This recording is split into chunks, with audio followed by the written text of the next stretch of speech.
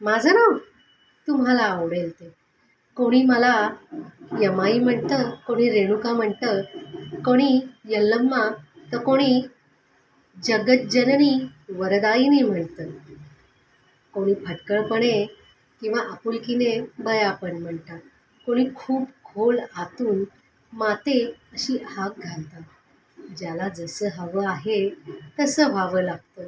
कधी मायेचा झरा असणारी आजी व्हावं लागतं, तर कधी साधी सरळ हक्क गाजवणारी धाकटी किंवा थोरली बहीण व्हावं लागतं. कधी लाड करून घेणारी मुलगी व्हावं लागतं, तर कधी नाती सुनांच्या रूपात यावं लागतं. एवढंच नव्हे, हा आईपणाचा अंश प्रेयसी आणि पत्नीच्या रूपातून सुद्धा सांगत असतो. रूप कुठलंही असो, त्यातून आई पण क्षणोक्षणी अनुभवते. त्या रतीने शाप दिला होता की मला आई पण कधीच अनुभवता येणार नाही.